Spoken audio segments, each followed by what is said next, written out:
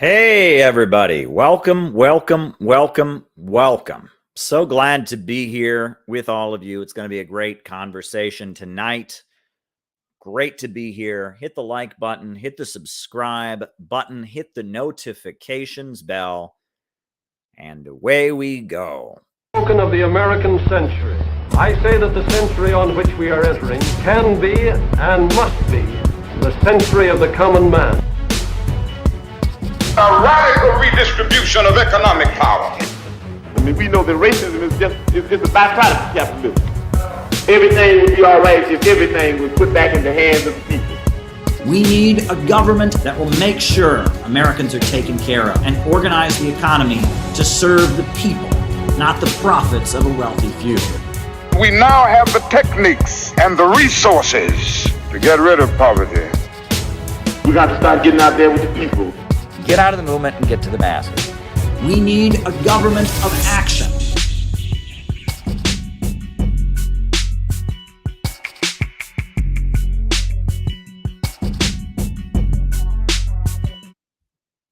Hey, everybody. So welcome, welcome, welcome. It's going to be a great stream tonight. The way we do things is that I give my opening remarks. I make my opening comments. And then from there, I do the roll call where we find out who's on the other side of the camera, who's watching. It's always quite a diverse audience we have from all over the planet. And so then after that, then we do the roll call, names and locations, and we find out who's on the other side of the camera. And then for the rest of the night, I'm going to turn the light on. Right, there we go. For the rest of the night, I knew something was not right. I forgot to turn the light on. For the rest of the night, then I answer super chat questions. So if you have something you want me to talk about in the second half of the show, by all means, send me a super chat.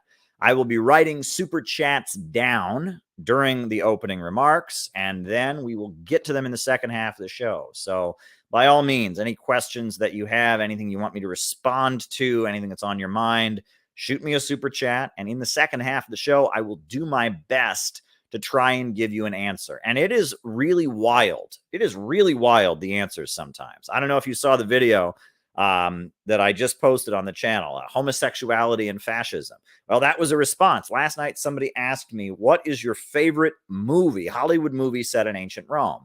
And so I started talking about the movie Spartacus, and then I started talking about how in Spartacus, the villain Crassus is portrayed as a homosexual, and he's also portrayed as a fascist. And then that got me talking, and what do you know? There I've got a video, and hopefully the bread tubers, they see the title and think, oh my God, Caleb's finally admitting to be a hateful bigot, and then they watch it and they actually learn something because it's clearly not saying what they think it's saying.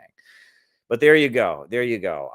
You know, the super chat questions really get me going. They really do. I have a great time with it. And also, I'm trying to post more of the content by category to this other channel I made. I don't know if you folks have heard of, I mean, you have. I mean, a lot of people have seen it. The Caleb Maupin Videos channel.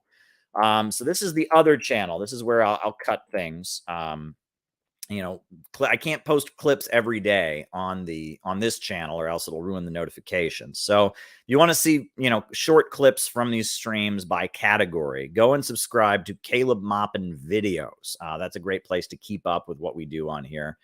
Conspiracy theories and Marxism. Wow. Alex Jones himself asked that question. Well, I'm pretty sure it's not Alex Jones, but that's okay. I will answer it for sure.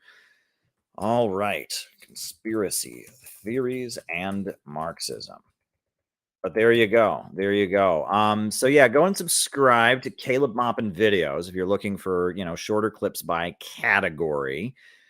Couple other business announcements to make. You know, we are having a patrons only stream coming up on December 1st, which is Thursday, I believe. Thursday, December 1st, we're going to have a patrons only stream. So if you want to be part of that, by all means, you know, sign up on the Patreon. Always good to have people supporting the work that we do. Also, the Center for Political Innovation, CPI, we are back in business. We are having weekly meetings. We've got a couple projects in the works. We just had a great meeting this week. There were 14 people who attended our Saturday meeting. We've got 55 dues paying members as of Saturday. We're growing as an organization. So if you want to be part of our efforts, join the Center for Political Innovation, join the CPI, because we need people to help us build an organization to spread our message and to engage in our educational work in these tough times where there is so much confusion and we're entering the breakdown and collapse of capitalism, the death agony of imperialism, a long-term crisis of overproduction. So yeah, that's my business announcements. And as I said before, first the opening remarks, then the roll call where we find out who's on the other side of the camera. And then after that, we then have the fun part where I just answer your super chat questions. So if you got something you want me to talk about in the second half of the show, by all means, just shoot me a super chat. Great, folks. Great times. So I wanted to just reflect for a moment because, today was a pretty slow day. Got up this morning, went to church, came home, kind of took a nap. All right.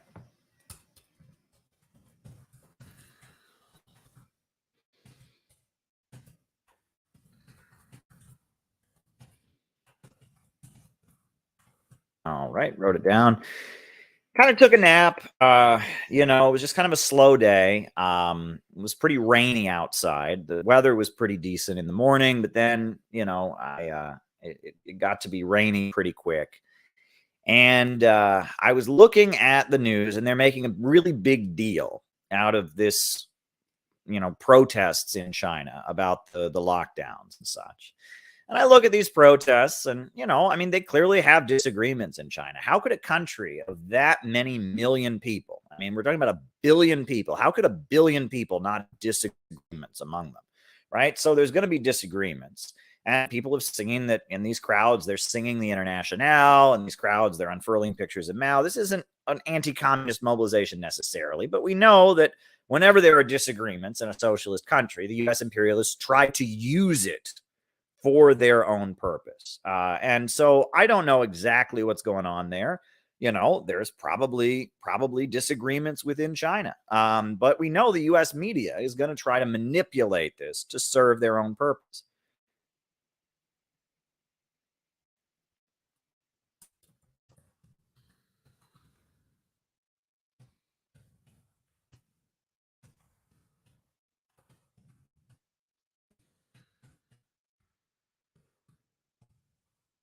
And we know that. And that there are going to be disagreements, right? Here in the United States, January 6th, they stormed the Capitol, for goodness sakes. There were disagreements between the Trump administration and the incoming Biden administration, disagreements between Donald Trump and Mike Pence, and there were protests and there were riots in the streets, and there were obviously differences, within the power structure, differences among the population. Why would China be any different? Why would we expect that everyone in China agrees about everything? And any sign that there's any disagreement in China is therefore proof that the Communist Party is about to be overthrown and the people are going to adopt a Western system because they want freedom and blah, blah, blah, blah, blah, blah. That's a huge amount of projection. Huge amount of projection. And the sad thing is, if the United States does that, which the United States always does in these kinds of situations, then that makes it hard for there to be debate in the socialist country because of the fact that, then they've got the USA attacking them and they need to unify very quickly. And it gives these socialist countries less air to breathe. I remember, for example, there was a disagreement in the ruling party of Zimbabwe a few years back, right? Robert Mugabe was the president. He was over 80 years old and, he was stepping down. He was getting ready to step down, but he wanted to make his wife his successor. And the rest of the ruling party, they said, no, you don't. No, you don't. We love you, Mugabe. You led the revolution. You drove out the British Empire. You defeated the Rhodesian, the settler state of Rhodesia. You've redistributed the land, but, we're not going to have your wife be your successor. She's not going to run the party. And so there was a fight inside the ruling party of Zimbabwe over this. And Robert Mugabe retired, and the Zimbabwe African National Union, ZANU, is still in power. They're still in power, but it was clear that that they didn't want Mugabe's move to make his wife his successor and all that wasn't going to happen. And it wasn't a counter-revolution, but immediately U.S. media jumped on it like, yes, the people of Zimbabwe are rising up. They are finally ready to overthrow evil dictator Mugabe. And it wasn't that. If you looked at what was happening, it was clearly just a disagreement within the ruling party, right? They always do this. They always do this. And this is why, by the way, in North Korea, for example, in North Korea, they have made a point of having, the son of Kim Il-sung, Kim Jong-il, be the leader of the party, and then the son of Kim Jong-il, Jong-un, be the new leader of the party. It's to make the point that there's not disagreement, because every time there's a political shift in a socialist country or there's apparent disagreement within the party, the USA and the US media tries to manipulate it to overthrow socialism. Every time this happens. And so in North Korea, they want to make clear we're all together. There's no hardliners. There's no hardliners. There's no moderates. We are all one party here. You know what I mean? And in order to do that, they have to show that, it's Kim Jong-il's son, it's Kim Il-sung's son. That's part of why they do that. And it's unfortunate. That's how these things work. So whatever's happening in China, whatever's happening, and we'll find out details later, details will emerge. There's going to be disagreements. There's going to be issues, but don't think that the USA has good intentions, and don't think that the USA isn't moving all of its agents and all the CIA people to try and manipulate this situation to serve their own ends, because they are absolutely doing that. And they do that whenever there's a disagreement in a socialist or an anti-imperialist country. A couple of years ago, there was a big string of protests in Iran. I don't know if folks remember this, but there was a big string of protests in Iran. And the protests, if you actually looked at the details, were not pro-American protests at all. And they were anti-capitalist protests that Iran has liberalized some of its banking laws. And there was a private capitalist bank in one city that ripped off a lot of people. So the people in the city went out and protested. And it was actually, they were demanding that the Islamic Republic stick to its more anti-capitalist and anti-imperialist principles, not capitalism, but Islam. And that, Islam forbids the lending of money at interest. They call it ribald. Usury or whatever, and that this private bank had been allowed to rip people off. And so the people were protesting. They didn't want capitalism. They didn't want, to overthrow the Islamic Republic. They wanted the opposite. They wanted this private free market bank to not be ripping people off. So they had like a little protest, but then immediately the United States called up all of its allies in the country, the crazy Mujahideen Khalq and the Pahlavists that want to restore the Pahlavi monarchy, and different ethnic separatist groups, Kurdish separatists, Arab separatists, called them up. And immediately what started out as a protest that was basically calling for the Islamic Republic to be more true to its principles was hijacked and turned into a protest made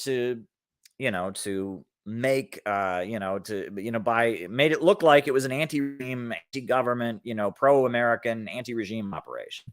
And then a few days later, the Islamic Revolutionary Guard Corps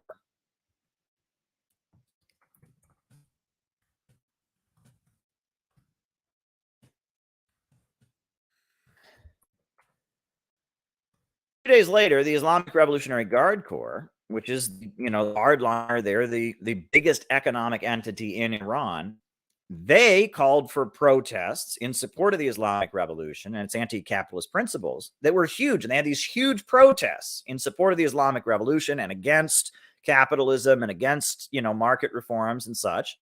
And the media in the USA ignored them completely. And it just shows you that, was there disagreement in Iran at that point about capitalism and about banking and market reforms? Absolutely. But the USA then took that disagreement that existed and made it into something it wasn't. And they always do that.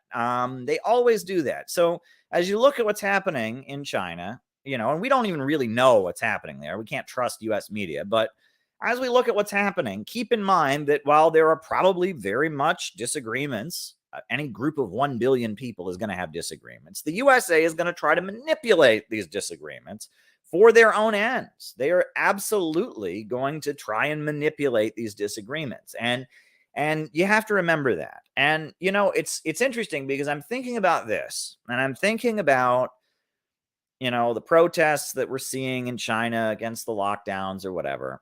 I'm seeing this, and it's like multiple things are coming into my mind.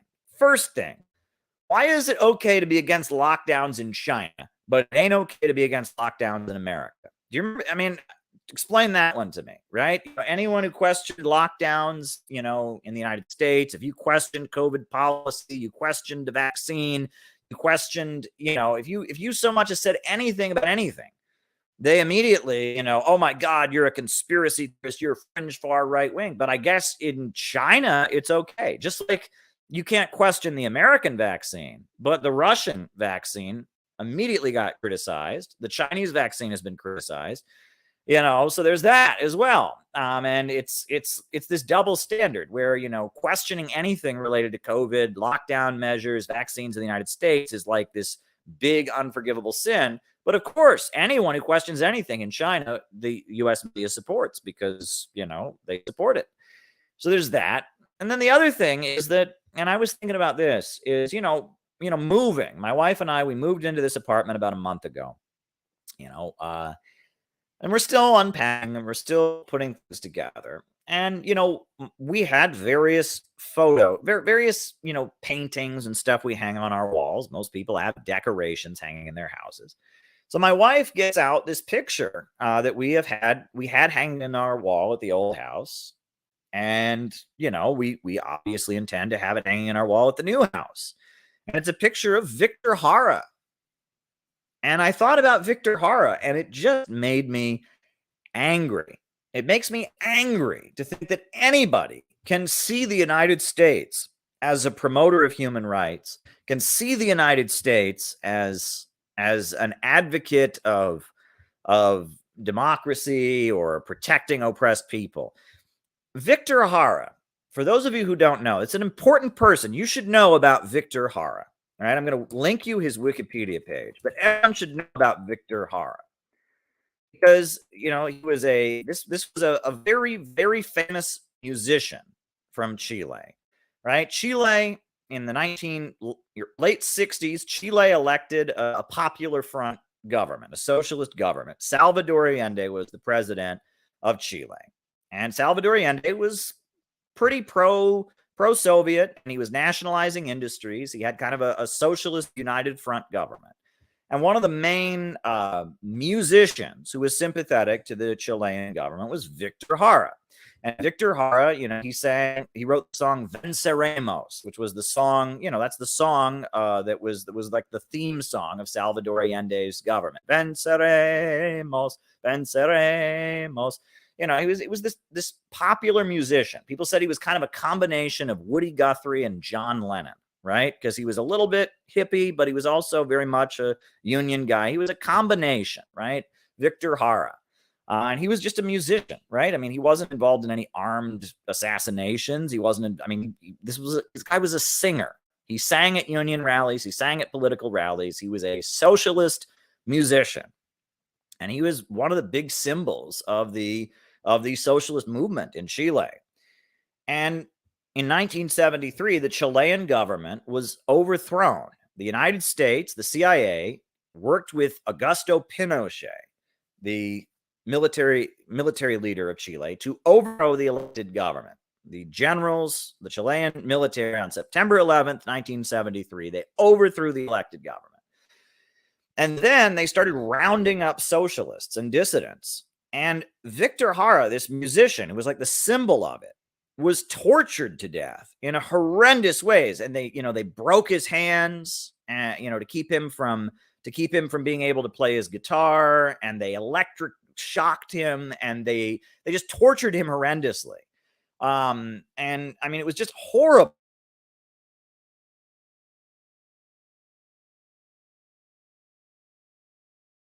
Because they wanted the people that they were bringing to the stadium. They had this stadium in downtown, in the capital of Chile, Santiago de Chile or whatever. They had this stadium, in Santiago, right? They had this stadium. And so they were bringing leftists and dissidents there to execute them and torture them.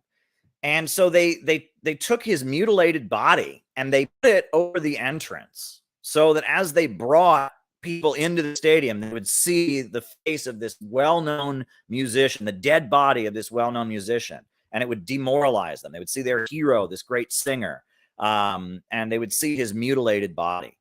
And that is what the United States, that's the democracy and freedom the United States stands for. I mean, the Chilean government was democratically elected. Peaceful road to socialism, wasn't an armed revolution, and they responded to it with such horrendous brutality. This peaceful musician, they crushed his hands and electrical shocked him and tortured him to death and shot him in the back of the head and riddled his body with bullets, and they hung his body there just to demoralize people. Imagine seeing like the socialist folk singer who is the hero of the people's movement, treated that way. It was such a horrendous, evil thing to do.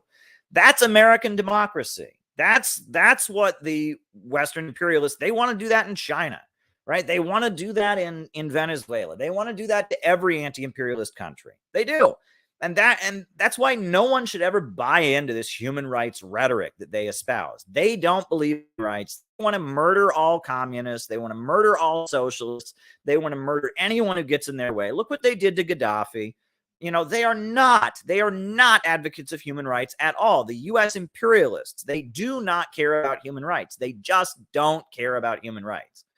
They don't care about human rights. And it's infuriating to see people fall for this belief that somehow they believe in human rights and freedom. And they don't believe in human rights. They do not believe in it. They just don't. They didn't look what they did to Victor Jara. They don't believe in human rights. And the most sickening thing, and this infuriates me, right? So in addition to the fact that Victor Jara was killed in this horrendous way, but on top of that, you had the Pinochet government that rounded up like 20,000 people in the first day after they took power and executed them in the Chilean stadium. It was really horrendous what they were doing. In addition to that, as if that wasn't enough, right? Just to top it all off, right? There are now libertarians in America. There are now libertarians in America who think that this is awesome, right? They have helicopter memes. They believe it's not actually true. They believe that Pinochet killed communists by dropping them out of a helicopter, which he didn't actually do, right? That was done in like Argentina and other places. And they believe this is a good thing, right? They do, right? I used to harass on Twitter this libertarian named Julie Borowski.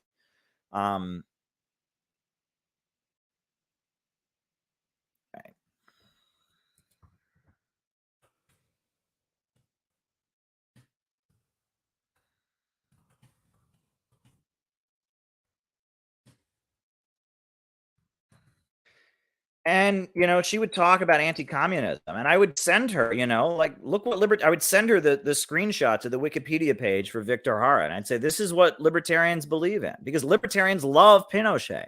They do. Libertarians, after the 2008 financial meltdown, I heard so many libertarians say, oh, America needs a Pinochet. They love that, right? They love that. And it became a whole meme, helicopter rides for communists and all that. They think this is great. And on top of that, there is a lie that somehow the Chilean economy benefited from the economic reforms, right? Pinochet's government came in and they implemented free market libertarian reforms. They brought in Milton Friedman and other people from the Chicago School of Economics, and they implemented free market reforms, and it wrecked Chile's economy. It devastated Chile's economy, and it was not good for the country, economically speaking, at all. It was a disaster for the Chilean economy. and it ruined the economy. I mean, they got rid of, the school milk program. They got rid of food subsidies. They talk about how the average family in Chile is spending 74% of their income on food. I mean, they got rid of all government subsidies. All government jobs were all kinds of government jobs were gotten rid of. It was like an economic disaster. And I mean, the actual results, they had 30% unemployment. It was an absolute disaster. And it wasn't until like the 1980s that Chile's economy started improving. Around 1980, 1982, Chile's economy started improving. But that was after they kicked the libertarians out of there. They kicked the free market folks out. They kicked out, those folks. And Pinochet's government, in response to the economic unrest, started renationalizing industries. So the idea that libertarian economics in Chile worked or made life better is just bullshit. Things didn't get better until they stopped doing all this crazy free market neoliberal crap, right? But yet libertarians go around talking about the Chilean economic miracle. And they're like, well, yeah, it was really bad at first, but then in the 80s, things got better. Yeah, it got better when they stopped following your policies. Look at the facts. I mean, everyone who measured the results of neoliberal economic reforms in Chile saw that the results were devastating, absolutely devastating for the Chilean economy. Things didn't get better under the Pinochet regime. From 1973 up until the 80s, their economy was suffering. And there was hunger in the streets. There's actually a number of Chileans, this is so sad, a number of Chileans that are disabled because of childhood malnutrition, because people didn't see it coming. Out of nowhere, the elected government is overthrown. The military comes in. No more milk for kids in school. No more food subsidies. The price of food shoots up. Mass unemployment. They're laying off any government employee. All these people have been hired to work in government industries, etc. They laid them all off. And so there was mass suffering in the country. It was a devastating. I mean, you want a great book on it, read Naomi Klein, The Shock Doctrine. She goes into great detail about it in The Shock Doctrine, Naomi Klein's book on economics. She talks about it at great length. And the actual results of free market reforms in Chile were not good. But yet libertarians think they're amazing. And they think the Chilean economic miracle is proof. I mean, it's just a bunch of malarkey. And then on top of that, they think that, things like what they did to Victor Hara were now good because communism is evil, Now, most of the hard right libertarians are now with the alt-right. It's important to point out, like regular libertarians used to be scary people, right? Libertarians were scary people who thought America was communist and wanted an American Pinochet to kill all the Reds or whatever. Now, all those people have kind of drifted into the Trump camp and the alt-right. So the scary libertarians are all now like just hard right-wingers. So instead, now we have like libertarians that are just like naive, like people like Julie Borowski and others that are just like, I want to start my own business. I don't want the government to tax me for communism's bad. They don't know anything. They just don't know anything, right? And most of them don't even care about economics. They just want to smoke weed. They want to smoke weed, and they're too scared to explore Marxism because they have Republican parents who told them that anything left-wing is evil and all that. And they're not like strong enough as people to say, well, you know what? My parents are just wrong about Marxism. I'm going to actually investigate Marxism. They're emotionally weak people. And they had like authoritarian, conservative Republican parents. And their conservative, authoritarian Republican parents told them that anything left-wing, anything Marxist is evil. I'll disown you if you ever, and just, kind of pump that into their heads. So their way of like being edgy and rebellious is like, Mom, I'm not a Republican anymore. I'm a libertarian. I believe in gay marriage and I want to smoke marijuana. Look, I'm thinking for myself. No, you're not thinking for yourself because economics is key. Right? Economics, the economic base is at the root of everything. And if you believe in libertarianism, you believe in the economic policies of Augusto Pinochet. You believe in getting rid of food stamps. You believe in the virtue of selfishness and Ayn Rand. And you can't be a libertarian and be pushing back against the essence. I mean, the essence of the right wing right now is that the right wing believes in capitalism.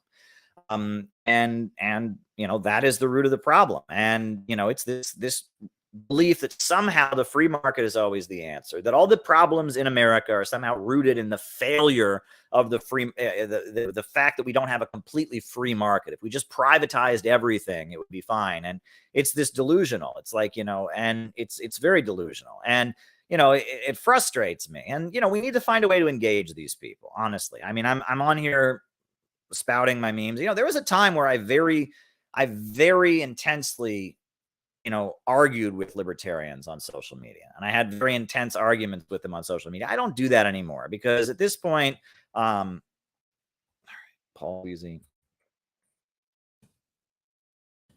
I don't do that anymore because at this point, they're not part of the synthetic left. I mean, they were at one point a big problem. They were the main force of anti-communism. Now the main force of anti-communism is the synthetic left. I mean, now the main force promoting stupid, idiotic anti-communism is people who call themselves socialists, but are actually defenders of the status quo. So, I don't really harass libertarians like I once did, but it needs to be confronted. And I've also pointed out that really the Center for Political Innovation, a lot of people said to me over the years, this is interesting. Some of the feedback I got when all the bread tubers were like first discovering me and trying to figure out why I was bad, and trying to figure out why, because I support Russia, that I must be a Nazi pretending to be a communist. I couldn't actually be a leftist because no leftist would ever take anti-imperialist position. Leftists love regime change and U.S. color revolutions. And one of the things I kept hearing was Caleb argues like a libertarian. That's what I kept hearing. Caleb argues like a libertarian. And I would ask these people, what do you mean I argue like a libertarian? And what they meant was I cite economic data.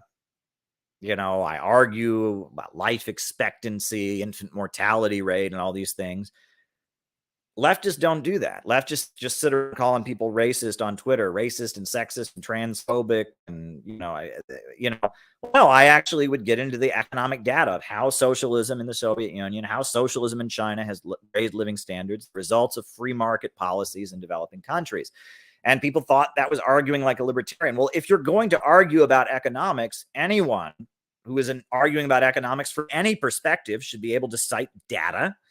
They should be able to, appeal to results. I mean, this is just basic, right? But yet people, on the left, you don't do that, right? You're just supposed to, leftists say that you're just supposed to make this emotional appeal about good people and bad people and who's an ist and who's a phobe. And, it's very sad. But I realize, though, that a lot of people are libertarians because they believe in economic growth, and that the fact that leftism is synonymous with degrowth makes a lot of these people who believe in economic growth libertarians. However, libertarian economics does not lead to growth. Chile, under Pinochet's living conditions deteriorated. At the fall of the Soviet Union, across the Eastern Bloc, the results were devastating. And it's, China that lifted hundreds of millions of people around the world out of poverty. And it's state-run economies around the world that have raised living standards. Talk about Libya under the leadership of Gaddafi. You talk about Cuba and what they've achieved for their population. But I guess, we need to make these arguments. So I've been thinking about maybe figuring out some way we could approach libertarians, maybe a pamphlet like, do you believe in growth or something? Because there's nothing wrong with believing in growth. There's nothing wrong with wanting to start your own business, right? I think that socialism in the 21st century has a private sector, right? And that wanting to start your own business, is not antithetical to socialism.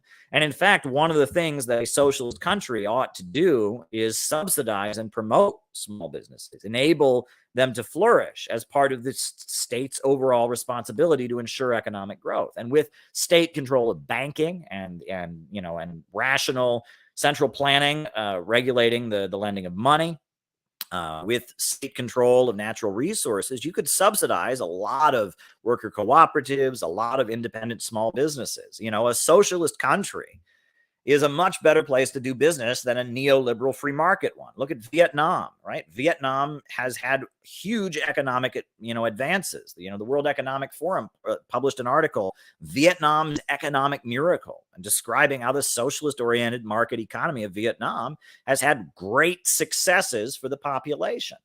China, look what they've achieved, right? And that if these libertarians, people who are libertarians because they start their own business and make money, that's not a reason to be a libertarian, right? If you want to start your own business and make money, you should be a socialist. You should want a government that controls the economy and enables your business with subsidies, with infrastructure to flourish, creates an environment by controlling the means of production that would allow your private business to flourish on the margins of an overall planned economy. The 5-year plan to make sure that the country is always improving its living standards, an education system that educates the population so they can work at your business better.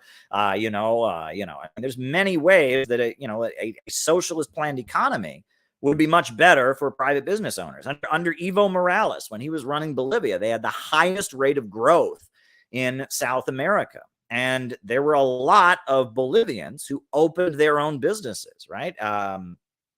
They opened their own businesses, right? The Bolivian government was controlling their mineral resources and using, as China was expanding its investment into Bolivia's mineral resources, and the state-owned mineral resources were getting wealthier. During that time, that resulted in a lot more business coming to Bolivia. That resulted in a lot more Bolivians opening their small businesses. So there's no reason that anyone who says, well, I'm against socialism because I want to start a small business and make money, they should be socialist. I mean, I've been to Venezuela. I have seen how much the Venezuelan government goes out of its way to subsidize and promote small business owners. Nicaragua, their crowning achievement is their micro entrepreneurship program. They are all about promoting small businesses. 21st century socialism loves small businesses. Now, a lot of the small businesses that they open are cooperatives. This is another thing I don't get, right? All of these fake socialists on the internet, they all say, well, socialism isn't China. Socialism isn't Venezuela. It's worker cooperatives. Nicaragua, the socialist government of Nicaragua, the Sandinistas, they have a huge amount of worker cooperatives. In Venezuela, they have a huge amount of worker cooperatives. So if you really believe in worker cooperatives, why are you not, marveling over what Venezuela has done? Why are you not marveling over what Nicaragua has done? Oh, I'll tell you. Well, because they violate human rights, blah, blah, blah. I saw on CNN, blah, blah, blah. And these people, it's not really about worker cooperatives. It's not about worker cooperatives. It's not about Marxism. It's just that they are pro-establishment shills. That's all they are. They are just pro-establishment shills because they really believe in worker cooperatives. Bolivarian socialism in Latin America has created worker cooperative enterprises like you wouldn't believe. They don't really believe in worker cooperatives. They just believe in U.S. imperialism. That's what they believe in. And it's important to point that out because at the end of the day, when it comes to worker cooperatives, socialist countries are doing well. In fact, Huawei Technologies, the state-run telecommunications manufacturer in China, is technically a profit-sharing worker cooperative. Did you know this? Actually, there's an article from Harvard Business Review that I've cited. Harvard Business Review, right? That's communist propaganda, right? Well, Harvard Business Review, very reputable publication, has published an article about Huawei Technologies, an example of profit-sharing working. This company that the U.S. government is trying to destroy, Huawei Technologies, biggest telecommunications manufacturer in the world, the Chinese state-run telecommunications corporation. It's technically private. It's not a state-owned enterprise. It's just the board of directors has a lot of people in the Chinese military on it, and many of the contracts are with the government. But it's technically private, and it's owned by its workers. The workers are the shareholders of the company. Now, obviously, it's not even, right? The CEO and the CFO and the people at the top have more shares of stock than the people on the factory floor. So it's not like some ideal socialist egalitarian cooperative, but it is technically a cooperative. But I never hear any of these bread tube people talking about it. When they're talking about how great cooperatives are, they never say, yeah, and China has built, this company that's the biggest telecommunications manufacturer in the world, which makes the world's best cell phones that are way faster than Apple, way better cameras than iPhones and all that. They never talk about it. Why? Because that would mean supporting China. And their job is to foment hatred and, back up State Department talking points and get people to hate China. That's what it's really about. So, I get frustrated with all of these things, but, whatever's going on right now in China, I don't know what's going on, but you can be sure the United States is going to try to manipulate it for their sole aim, which is to bring down the Chinese government. They want to bring down the Chinese Communist Party. That they have been committed to this. And even in 1989, when China was completely in the U.S. camp, China was helping the United States pull socialist countries in Eastern Europe away from the Soviet Union. China was solidly on the U.S. side against the Soviet Union, aligning with Pinochet's government in Chile. And China was very solidly in the U.S. camp in 1989. That didn't stop the United States from trying to pull off a color revolution. The Tiananmen Square events of 1989 were very much a coup attempt. That was an attempt by the United States and George Soros and all of them to overthrow the Chinese government. So it doesn't matter. And that's one thing that socialist countries need to figure out is it doesn't matter. Belarus, in the lead up to the way things are now, Belarus was starting to fight with Russia and get closer to the United States. And so Bloomberg News started running like positive articles about Belarus's social programs. And Belarus was starting to suck up to the United States a little bit. And then their election happened and the USA, tried to stage a color revolution. At the time, prior to 2011, prior to the Arab Spring, Gaddafi's Libya was getting closer to the United States. And what happened? The USA slipped its forces in there and tried to pull off a color revolution. That the United States, and I really do want things to improve between the United States and all the socialist countries of the world. They should be not subject to sanctions. They should be able to trade on the world market. But this idea that if you suck up to the United States won't come after you, bullshit. And Maduro knows this. Venezuela, if you haven't noticed, Venezuela and the United States are improving their relationship right now. They released some of the frozen assets of the Venezuelan government. The Venezuelan government has received them. There's been an agreement between some of the opposition and the Venezuelan government. And it looks like now that the USA is buying some of Venezuela's oil and has licensed some American oil companies to do business in Venezuela, because the USA is focused on attacking Russia right now, U.S.-Venezuela relations are slightly improving. But the Venezuelans only know this is opportune. This is not that the United States is like coming around and supporting them. And the Venezuelans are not going to cut their ties with Russia or China over this. They just realize that, okay, this has created an opportunity for the USA to, kind of loosen the boot they've got on our neck a little bit. And that's a good thing. And we should be for that with every socialist country. North Korea, Cuba, Venezuela. Every socialist country should be able to trade on the international market as much as they want. Every socialist country should be able to, function with sanctions without, U.S. attacks and blockades. So, we are for lifting restrictions on any socialist country and its economy. We are absolutely in favor of that. So there you go. I just wanted to talk about that.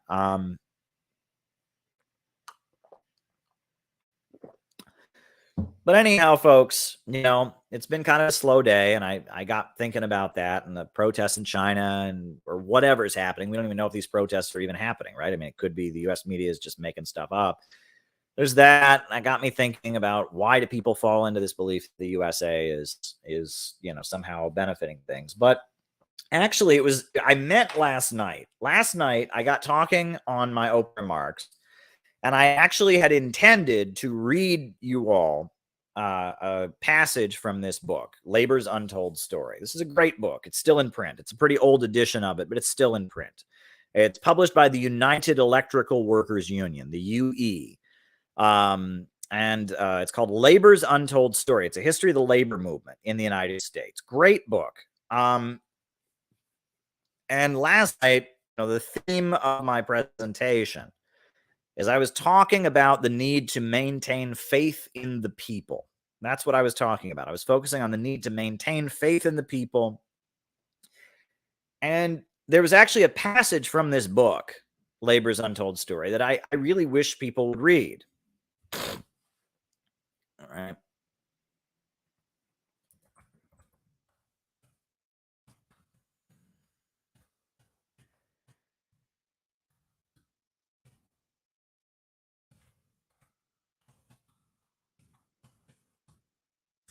And so I'm going to read to you this passage from Labor's Untold Story, because I wish everyone could learn about this, right? I really wish people could learn this important history, because this is the Marxist understanding of how change happens. This is from chapter 9 of Labor's Untold Story. It's about the Great Depression and how people learned to struggle and fight back. The Depression was like some natural physical catastrophe, a flood, a tornado, or a hurricane, bringing monumental hardship in its wake. It was understood as little by the average man as if it had been some arbitrary disaster of nature. But unlike a hurricane, it did not blow itself out. It continued year after year, 1929, 1930, 1931, 1932, 1933, getting worse and worse, stronger and stronger, stripping millions of jobs and shelter, forcing millions to the homeless road, spreading to Latin America and Europe, enveloping nations and continents, proud empires of Britain, France, Germany, Italy, Austria, the Balkans, and all of Africa and Asia. World production fell by 42%, while world trade decreased by 65%. There were some 50 million unemployed in all parts of the world. But the Red Cross did not come after the Depression struck. There was no rallying forces or coming together to care for the sick and hungry, although their number, increasing daily, was far greater than those injured or made homeless by a tornado or earthquake. At first, each man was alone, often sitting silently in his home, hiding his unemployment and growing poverty as if it were a shameful disease. Unlike a hurricane, the ravages of the Depression could not be seen clearly in a well-defined path of destruction. Instead, it was everywhere, and for a long time, things looked almost as usual. But behind the cold, expressionless fronts of tenement houses and apartments, inside and concealed from the public gaze, men and women struggled alone at first, viewing their plight as a personal, private disaster, a slow, dreadful panic rising within them. Such was the position of Peter Grossip. And the footnote here says this is an actual case history based on an interview.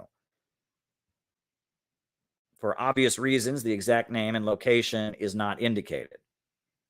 But such was the position of Peter Grossip, a tall, slim man of 55 with a white, cliff-like face and a habit of comfortable silence, a skilled cabinet maker. He had worked for 26 years for the Tonti Custom Furniture Company in a Midwestern city of 300,000 people, until he was laid off on January 1st, 1930. He had always regarded himself and his life with quiet satisfaction. He liked what was his. He liked his house, on which he owed $1,800 on the first mortgage. He liked his wife and his 2 children. Mary, 17, attended the Sacred Heart Academy, and George, 19, was about to complete his first year at the university, at the State University. Those times after supper in the easy chair were the times he liked the best. He never said much, but he'd rattle the Daily Record open and read and half listen to the radio. He liked Cameron Fellow on the Ford Hour. A lot of sense. A man got what he earned. You got no more out of life than you put into it. After such a thought, he'd sneak a look at Fanny in the kitchen, usually wearing her old gray sweater, and sometimes when the dishes were done, she'd sit for a time beside him on the little leather seat that went with his chair.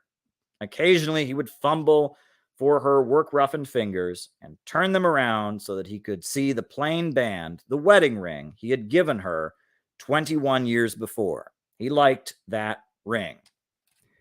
That was the way evenings had been before he had been fired on January 1st, 1930. 18 months later, in the summer of 1931, they weren't much like that. Mr. Grossip sat in his easy chair, but he sat there all day now, turning things over in his mind, trying to see where he made his mistake. Maybe if he had gone into electrical engineering, something with a future, things would not have gone this way. It hadn't been so bad at first. Sometimes he would leave the house all dressed up in his best, and he'd walk fast with his back very straight. He'd face carefully, held to the bright alertness, trying to look as if he were hurrying to an important business appointment. He always ended up in the park. Something will turn up, he had told his wife. The president has said so. He had $312 in the First National Bank when he was laid off. After that, he went and cashed an insurance policy for $5,000 and got $1,900 for it. If it hadn't been for payments on the mortgage, $58.50 a month, he would have lasted much longer. He had hated to part with his watch and was still always groping for it. It gave him an empty feeling, just like his vacant pocket when he had reached for it and it wasn't there. He'd received only $15 for it, and Fanny had received even less for her wedding ring. Trying to make a fool out of me, he asked. Pawning your own wedding ring?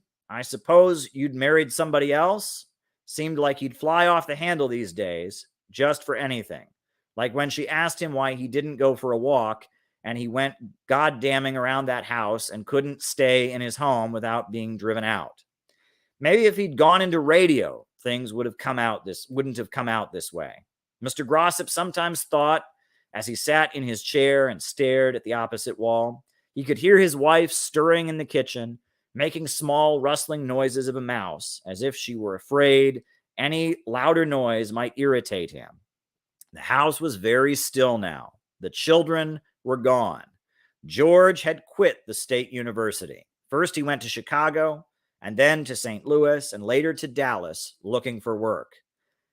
He wished Fanny wouldn't worry so much about the boy. He wouldn't fall under any freight. The last time he heard, he was in San Diego, bumming his way to Dallas. He missed his daughter, Mary. She had married. Mr. Grossip didn't like Mary's husband. Sometimes he feared that she had gotten out of the house just to make things easier. No money, and the man of the house just sitting there doing nothing. For the last 6 months, he'd been coming home from the bank about the lapsed mortgage payments. Any day now. He didn't let himself complete the thought. The record was right, of course, when it pointed out that no one with get up and go, no one with real initiative and enterprise was on relief. Going down to the county relief office had been the worst. He'd had to stand in line with African Americans and foreigners and people ragged enough to be bums. As a taxpayer and a solid citizen, he had never believed in the dole. Sure, he was a union man, but the American Federation of Labor, the AFL, didn't believe in it either. Well, he hadn't gone there until Fanny, and he had been hungry. He had tried to explain to the social worker at the county relief that his case was different. He wasn't a bum. He had got on his feet, but she had just given him a tired smile, meant to be friendly but seemingly mocking to Mr. Grossip, before saying, "Next." It was hard for the two people to live on $12 a month. If he could just borrow some money for the mortgage. He called the bank, but they said that it was too late now. The case was in the courts. There would be a judgment any day now. His wife was standing in the kitchen door, looking at him. He pretended not to see her. "Peter," she said, "I just want to talk to you." Still, he didn't look at her. There was nothing to talk about. "Peter, we just have to do something." "Do something? Do you think I sit here because I like to?" Mr. Grossip, his mouth quivered. "Peter, you never used to talk to me that way." He glared at her, but she did not retreat, but eyed him firmly. "I've been talking to Mrs. Flattery next door. She said if you'd go down to the Unemployment Council on Spear Street, we wouldn't be evicted." Mr. Grossip was honestly shocked. Go down to that bunch of communists? I'd die first. Mr. Flattery is a member of it. We've got to do something. The sheriff will be here any day now. In his excitement, Mr. Grossip rose from his chair and stood grandly alone. The record says that bunch is communistic. They can take my house, he said, in a voice broke and queerly, but I am not asking no help from any communist. They came the next day. Mr. Grossip couldn't believe it. Even as they began taking down the beds, clumping through the house, moving the old sofa out into the street, he still couldn't believe it. They were robbing him, and he was alone. There was no one to help him. There was no police to call, for they were the ones who were doing it. Or at least it was the deputy sheriffs. Mr. Grossip stood in the kitchen, huddled in a corner so as to be out of the way. Her face was crumpled. Mr. Grossip, like a troubled shadow, followed the deputies in and out, grabbing at the furniture that he thought might fall or be scratched.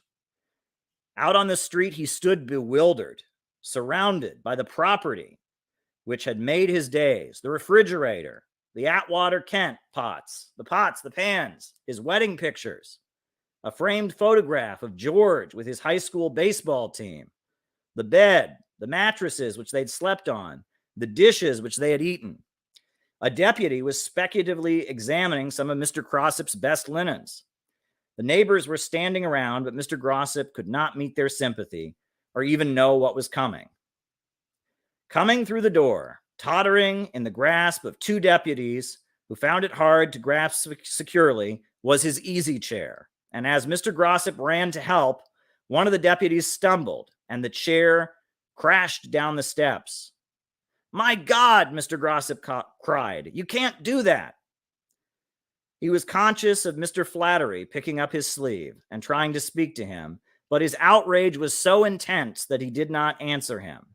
The deputies were standing on the porch, now looking at a tall group of men and women who had suddenly appeared.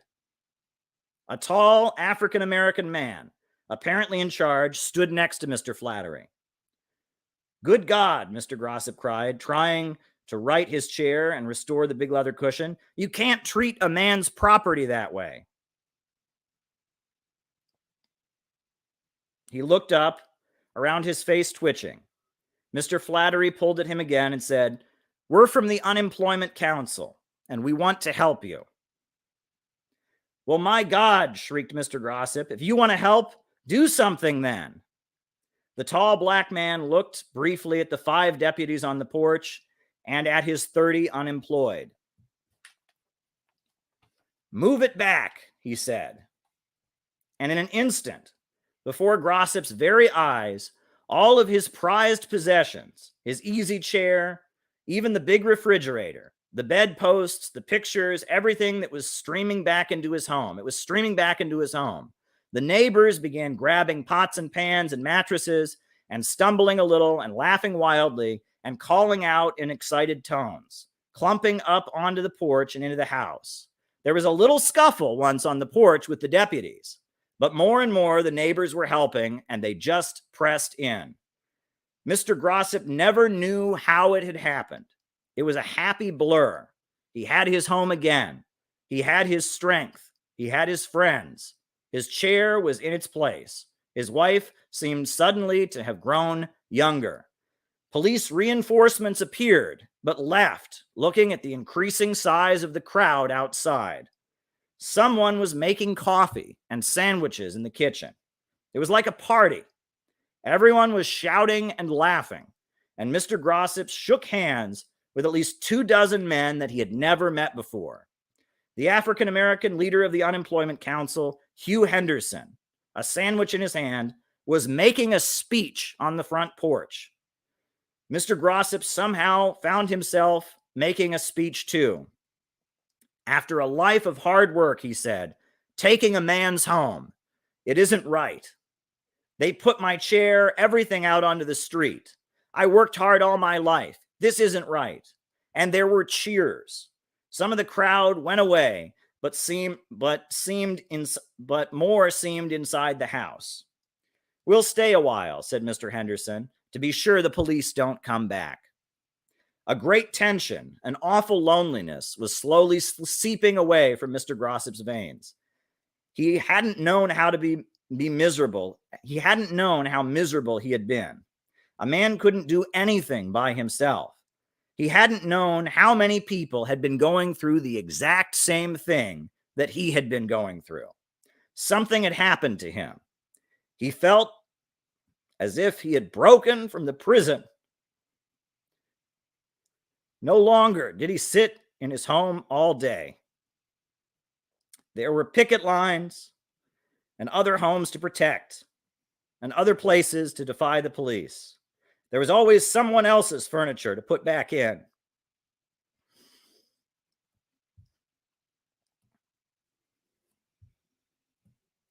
And he wondered at the tight, little-turned man he had once been. It hadn't been much fun, but he was growing under the impact of adversity. And most of all, America was growing similarly. It's a beautiful story. It's a beautiful story. Absolutely beautiful. From Labor's Untold Story. You know, for those of you who maybe caught it in the middle or whatever, this racist guy who works at he makes cabinets, or he works at a furniture factory. He loses his job. His son becomes homeless, and he's finally getting evicted from his home. And the communists come and they stop the police from evicting him from his home. And suddenly he gets involved. It's beautiful. This is the politics we need. This is the politics we need.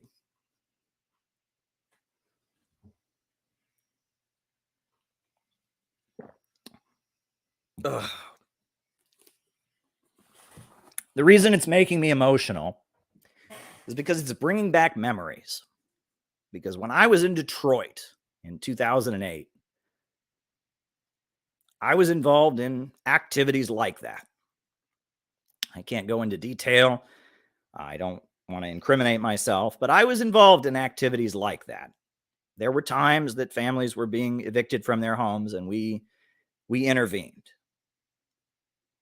And, you know, there were a number of cases like that where people were being kicked out of their homes, and community activists and Black revolutionaries and church groups and communists were involved. And that is the politics we need. You know, what I just read to you, that is what made the Communist Party of the United States a strong organization. It was activities like that, and that kind of solidarity, that kind of brotherhood. You know, this guy is a racist. He says he doesn't want help from the communists. He doesn't want help from the unemployment councils. But it doesn't matter. And they're putting his stuff back in his home, and that causes him to wake up. It causes him to get involved in the struggle. It makes him realize that he's not alone. It makes him realize that racism isn't the way. It's beautiful. It's beautiful. This is the politics. You know, this is an old book. I mean, it's still in print, like I mentioned. This is called Labor's Untold Story. And it's printed by the United Electrical Workers Union.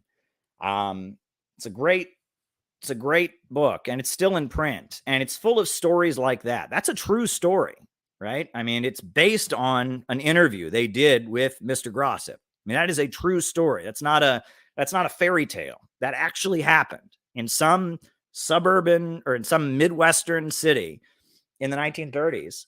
This actually happened. This cabinet maker lost his job. His son became homeless. You know, he was struggling. They're kicking him out of his home. And even though he said he wanted nothing to do with the Reds, nothing to do with the communists, don't give me help, they stepped in, and that woke him up, you know, and he joined an interracial organization, black and white together, fighting the capitalists This is our movement. This is our movement. This is our movement. And we got to fight for this history. We've got to fight for this history. Don't let them take it away from us. Don't let them turn it into some woke joke. Don't let them, call that what they just read, to call that class reductionism. This is our movement. This is the kind of activity that Mao and the Red Army did in China when they fought the landlords. This is the kind of thing that the Bolsheviks did in Russia before the Russian Revolution. This is the kind of thing that the Bolivarian circles in Venezuela did. When I was in Venezuela, when I was walking through the streets of Caracas, they talked about, I was walking through this one neighborhood that's a stronghold of communist support. They talked about how in the 90s, they were experiencing austerity in Venezuela. And this neighborhood would often lose electricity because the government, was, trying to cut on spending. And so the power would just go out in the area. And so they would light tires on fire and pile them in the middle of the streets. And they would have everyone in the neighborhood refuse to go to work until they turned the electricity back on. And they talked about how the government of Venezuela was being forced by the IMF and the World Bank to lay off, government workers. And they didn't have enough sanitation workers. So the garbage stopped being collected. So the Communist Party of Venezuela, they started collecting the garbage. And they collected the garbage and then they dumped it on the highway in a rich people's neighborhood. And they poured gasoline on it and they lit it on fire. And then suddenly they had people come pick up the garbage. And it was these kind of struggles. That's the kind of movement that brought Hugo Chavez to power. Hugo Chavez was the leader of a popular front that involved community organizations like that, unemployment councils, labor unions. This is our movement. This is our movement. And, I guess the reason I keep doing these streams and the reason I'm committed to building the Center for Political Innovation is I don't want this to be taken away from us. I'm not going to give this up, right? I know it doesn't fit. I know they all think it's Nazi and Nazbol or something, but we can't give this up because the economic conditions are only going to get worse. This is what people need to understand. We are heading into the long, dark winter of capitalism. Right? The tendency to the falling rate of profits, the problem of overproduction. Under capitalism, your only value is when you sell yourself. You sell your labor power to a boss. You rent yourself out to a boss. And the more technology increases, the fewer workers they're going to need at the assembly line. And the easier to replace the workers that they have will be. And the wages of workers will go down, and the number of workers who get hired will go down. And that's the problem we're living in. We're living in a long-term capitalist crisis. That's what we're living in. It's caused by the computer revolution. It's caused by advances in technology. And there's millions of working people who don't have a place at the assembly line. And the only future that we have is we have to come together. We have to learn to work together. We have to form associations. We have to fight for our brothers and sisters. We have to get over our political divisions. This is what Jimmy Dore was talking about when he talked about, the Black Panthers and Fred Hampton and the United Front. This is what he was talking about. And these kinds of struggles where people from different backgrounds and different communities come together and see they have a common economic interest. This is how racism has been pushed back in the United States. It's been pushed back by the picket line, by the class struggle. And this is what people don't get. And this is the politics we have to fight for. This is the hill I want to die on, right? The hill of opposing American capitalism and imperialism with class struggle, anti-imperialism, working class socialism. This is the hill we need to die on. This is what I'm about. I am not in this for a woke joke. I am not in this for a woke joke. I'm not in this for feeling smart, for, feeling like I know more than other people. Like, this is what it's about, right? You know, this kind of history is what they've robbed from us, right? They have robbed this history from us, the history of class struggle. They always talk about the Trump people. They always talk about those good paying jobs. You remember that they always talk about, those good paying jobs. There used to be steel mills, that had good paying jobs. They didn't always pay workers very good in those steel mills. You know that? They didn't always pay workers very well in those steel mills. Steel mills used to pay workers about what fast food workers make now. But the steel workers went on strike and they occupied their factories. And that is why steel workers made very high wages. They talk about the auto workers, those auto workers, they made all this money. Again, they didn't used to make that money. Henry Ford wasn't paying them all that money at the beginning, but they went on strike and they occupied their factories and they fought the bosses and they built class struggle unions. They were organized by communists. Homer Martin, the leader of the United Auto Workers, was a communist. And that is how they got those decent pay. They think that,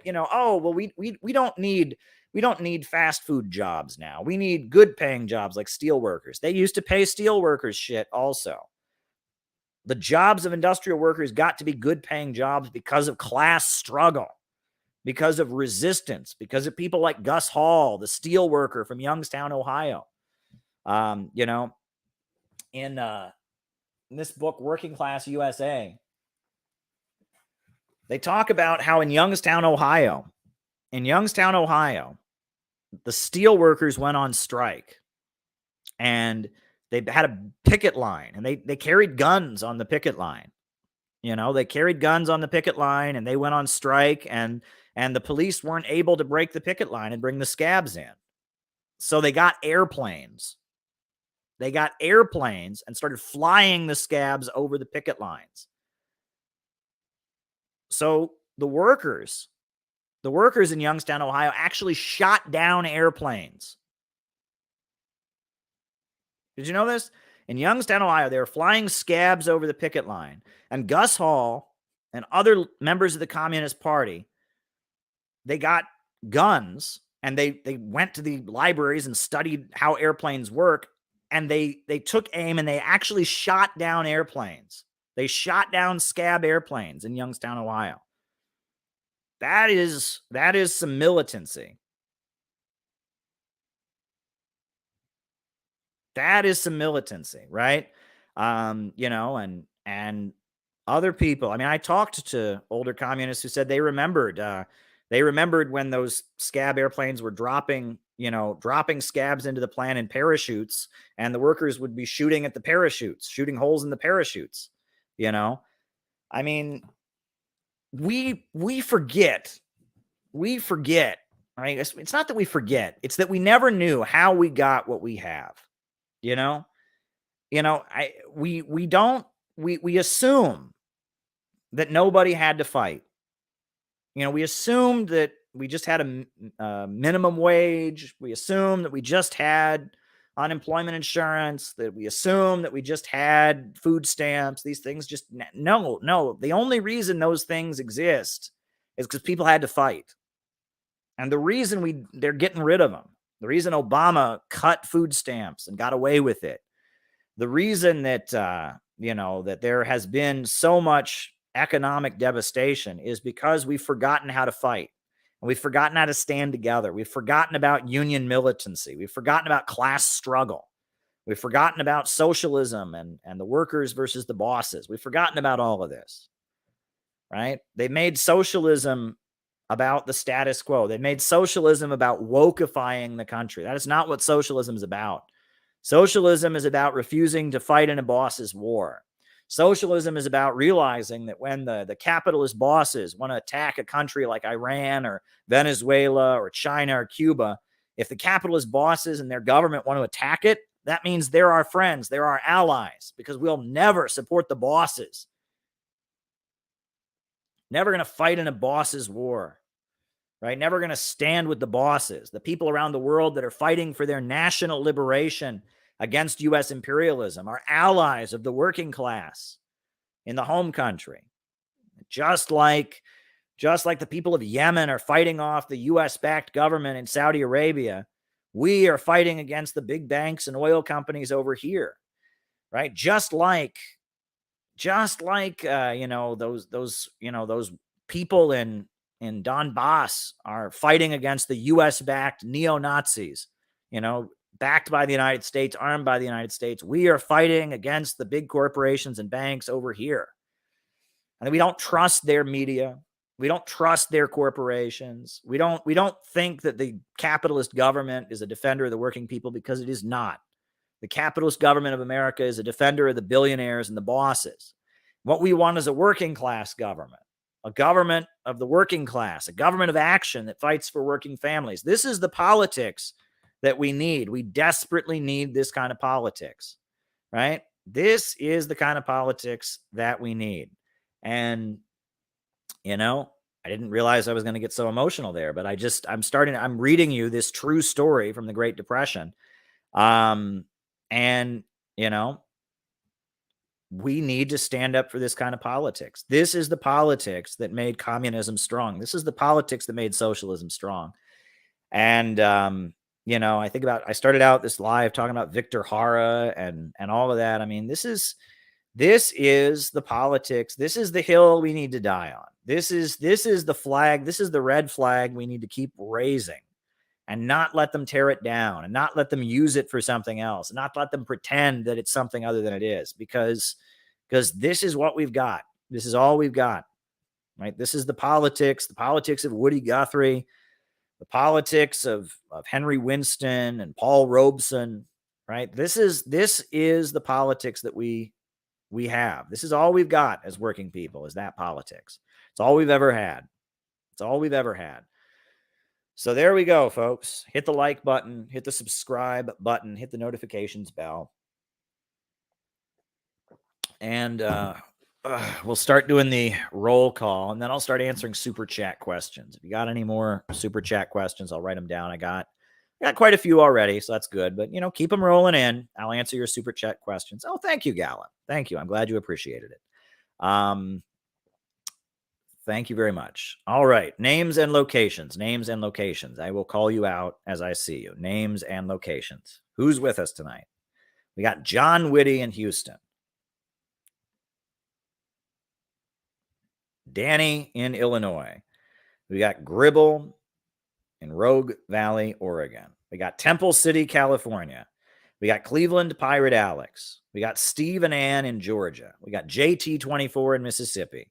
We got Bradley Wasser in St. Louis, Jonathan C. in Los Angeles, Nate in Chicago, Neil Fraser in Hong Kong, Jamie in St. Paul, Tyler in Missouri, Rice in Adelaide, Australia, Tristan from Maryland, Good to Go from KCMO, Missouri, Heidi in Edinburgh, Jenny Lynn from Cincinnati. We got David Rennie in Hamilton, Oregon, Tony in Oregon. We got Bob Troy in New York, Abel Malcolm, your number one fan from Milwaukee, Auckland, New Zealand, Hugo from the Netherlands, Yonkers, Bismuth in Milwaukee. We got Milwaukee people here. You all should connect with each other.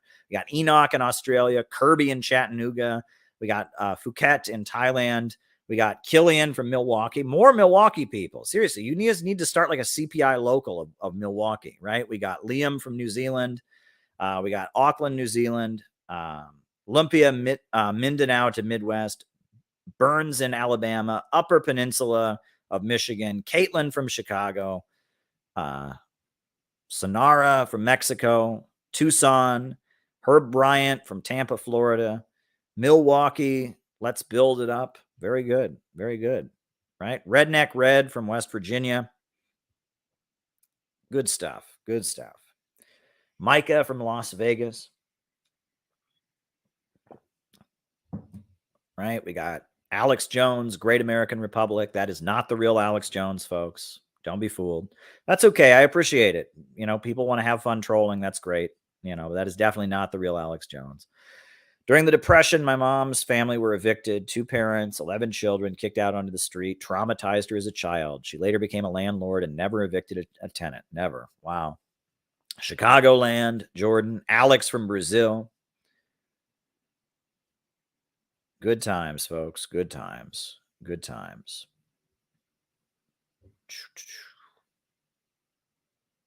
Names and locations. I will call you out as I see you. Names and locations. Names and locations.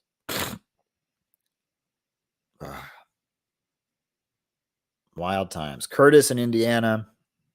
Psyop Shorty from the Bay Area. Oh, goodness. People writing dirty stuff. Melbourne, Australia. Right? Inspiring landlord. Zephyr from Eugene, Oregon. Welcome, Zephyr. All right. We got St. David's Bermuda. Oh, Io Hillary, good friend in New York. Martin in Watsonville, California. Wolf from Wall Street. That's a movie, right? The Wolf of Wall Street with Leonardo DiCaprio. Pritish from India. Very international as usual. Are you watching AMLO's march? I am not watching AMLO's march. I'll have to catch up on events in Mexico. I know that there's being a real attempt against AMLO right now. So we'll see how that develops. So there we go. All right. So I'll start answering the super chat questions. First super chat question was about conspiracy theories and Marxism. You know, I made a video, conspiracy theories and Marxism, or Marxist view of conspiracy theories, and it was demonetized. You know, YouTube doesn't like it when you talk about anything that could be considered a conspiracy theory. But you know, what I remember was that when I was in college, when people would meet me, right? And after college, I worked in like some call centers. I worked in different places. I worked at a gas station for a while. My coworkers, they would start hearing me talk about world events. They'd be like, "Oh, you must be into conspiracy theories." Because to people have never heard Marxism before, right? So they would hear me talk and they'd think, "Oh, you must be into conspiracy theories," right? That's what was out there. One thing I do remember, which is interesting, is before the financial crash, when I was doing political work in Cleveland, you know, I met people of color, you know, would talk about the Illuminati. They would talk about the Federal Reserve and stuff, but I didn't hear that from white people. And it wasn't until after the financial crisis I started to hear talk about the Illuminati and stuff. And Alex Jones became really popular and all of that, you know. But conspiracy theories represent a kind of, you know, a kind of primitive class consciousness. It's this understanding that somebody's in charge and it ain't us. We don't have the power. Somebody else does. It's this recognition that the media is lying about things. And conspiracies do happen, right? I mean, the assassination of Kennedy. Look at the details of that. Do you really think Oswald acted alone? I don't. You know, I don't know what actually happened, but I know Oswald, you know, the way acted alone, really. 9/11. You look at 9/11, the details of how that happened. Again, you know, I don't know what actually happened, but I have a feeling it wasn't the official story. You know, and conspiracies do happen. The problem is that the conspiratorial worldview lends itself to believing there's nothing wrong with capitalism. There's nothing wrong with American imperialism. The only problem is this shadowy group. And the idea then becomes, if we just get rid of this shadowy group, everything will be normal. And that lends itself to anti-Semitism, right? It lends itself to, oh, well, the problem is, you know, the shadowy group eventually becomes the Jews. And so the conspiracy worldview, you know, can be very reactionary in a way, because it often, people that put forward conspiracy theories, they don't question the system. They simply, there's just some shady, secretive group, you know.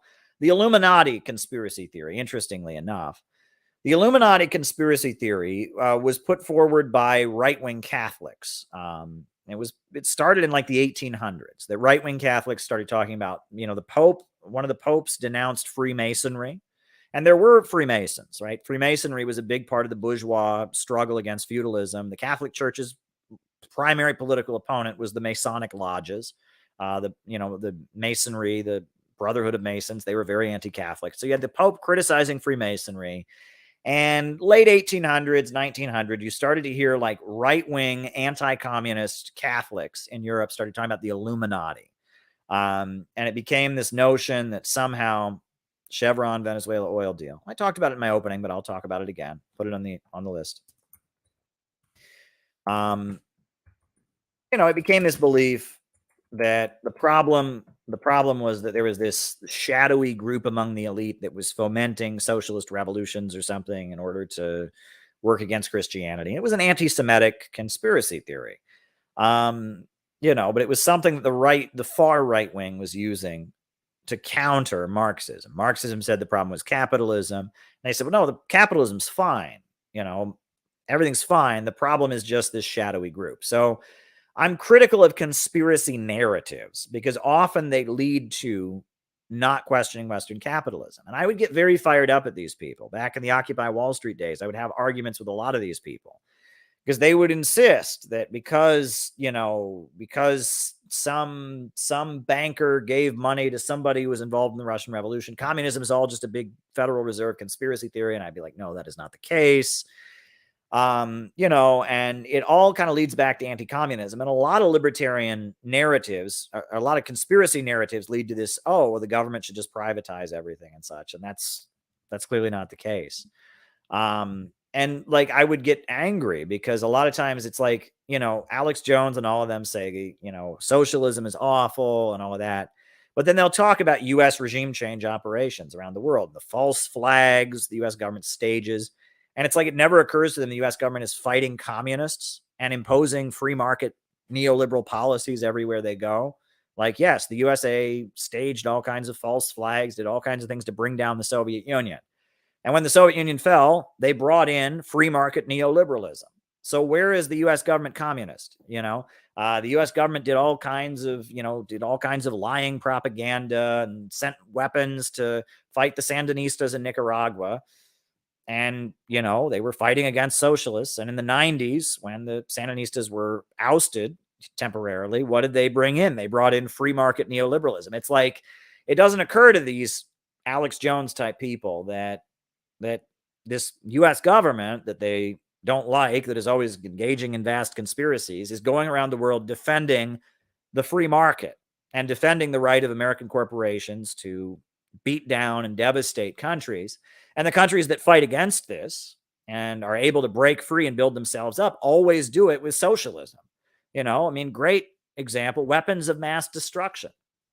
Right? The U.S. government lied and said that Iraq had weapons of mass destruction. Well, what kind of government did Iraq have at that time? It had Ba'athist Arab socialism, right? It was Saddam Hussein was leading the country with Ba'athist Arab socialism. They'd done a lot to raise living standards, a lot of social programs, etc. They were arming the Palestinians. They were friendly with Russia and China, and they were supporters of Cuba. And Baathism was a leftist revolutionary current, not Marxist, but anti-imperialist, Arab socialism. And the USA lied and said that Iraq had weapons of mass destruction when it didn't, invaded Iraq, killed hundreds of thousands of people. And what did they bring to Iraq? They brought the free market. And Iraq, that was a competitor, that was selling oil on the international markets in competition with Wall Street, was devastated and destroyed. And now it exports like 10% of the amount of oil it once had. And that was my frustration with the libertarian folks, is they couldn't, it was like somehow the USA is communist and, it's all a big communist conspiracy. And the answer is the free market. And it's like, no, the conspiracies that you are talking about, the regime change wars, the false flags, are all done against socialism. And it's probably even more confusing now that we have wokeness and now that they think that Joe Biden's a socialist, which he is not. But there you go. All righty. That's my thought on conspiracy theories. But conspiracies do happen. And this is one thing that I get very frustrated. Noam Chomsky and Howard Zinn, they both denounced the film that was made by, what's his name? The filmmaker, Oliver Stone. He made this film called JFK. And it was a great movie about, the assassination of Kennedy. And Howard Zinn and Noam Chomsky denounced it. And they denounced it saying, well, Kennedy wasn't good. He did the Bay of Pigs invasion. Well, yeah, Kennedy did the Bay of Pigs invasion. That's true. Kennedy was not good in a lot of ways, but they still killed him. There were divisions in the ruling class. There's a great book, one of the best books I've read on divisions in the American ruling class. It's called The Yankee and Cowboy War by Carl Oglesby. You can read a PDF of it online. It talks about how there's been a division in the American ruling class. And there are contradictions among the imperialists. And just because somebody's not good doesn't mean that they're not in contradiction with other sections of the ruling class. And I get very frustrated when people get caught up in this, well, Kennedy was bad, so therefore he couldn't have been assassinated. No, there are divisions in the ruling class. In Vietnam, for example, the U.S. government presided over the assassination of the ruling family of South Vietnam at a time that the U.S. was backing South Vietnam and fighting a war against North Vietnam. Right? The U.S. government still assassinated and overthrew the leadership of South Vietnam because there were contradictions within their camp. Right? Park Chung-hee, right? The USA was backing South Korea against North Korea, but it's very clear that the administration of Jimmy Carter turned against Park Chung-hee and was doing everything they could to undermine Park Chung-hee because he was going against them. So, and the Koreagate investigations, the imprisonment of Reverend Sun Myung Moon, the assassination of Park Chung-hee in 1979. You look at all of that. Yes, South Korea was in the U.S. camp against North Korea and against communism, but South Korea was becoming too independent. There are divisions in the ruling class, right? Park Chung-hee wanted South Korea to get their own nuclear weapons, right? There are contradictions within the imperialist camp, and the Marxists who rant against conspiracy theories. They have this approach where they say, well, all conspiracy theories are anti-Semitic. And the problem is capitalism, not the conspiracy. They're overdoing it, right? The conspiracists who say, oh, capitalism's fine, it's just the conspiracy, they're overdoing it. But the Marxists who say, well, no, the problem is capitalism. JFK was killed by a lone gunman. Oswald acted alone. And if you promote conspiracy theories, you're promoting anti-Semitism. That's also problematic. Conspiracies do happen. There are divisions in the ruling class. Next question.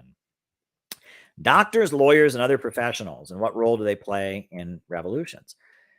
Well, doctors, lawyers, and the middle class, they talk about how the middle class will go with either side. This is one thing people have noted, is that, Marxists define class not by income level, but by relationship to the means of production, right? Under capitalism, there are those of us who sell our labor power to capitalists. There are those of us who own the place in which we work. And that there's the big bourgeoisie, or those who own the banks, factories, and major industries. And then you have the proletariat, the wage workers, those who rent themselves out. Then you have this other layer of people who are technically capitalists, right? A doctor with his own profession, a lawyer with his own practice, right? A small business owner. And they're technically capitalists, but they have so little wealth and their business is so small that they're not part of the capitalist ruling class. They're what you call the petty bourgeoisie, or the petty bourgeoisie, the small bourgeoisie, the middle class, right? And that the middle class will go either way, right? If it looks like the working class is going to lose, they will line up with the capitalists. And if it looks like the socialists and the working class are going to win, they will line up with the workers. And that there's always a level of middle class alienation. There's always a big level of middle class alienation. Of the middle class often feels like it has no future.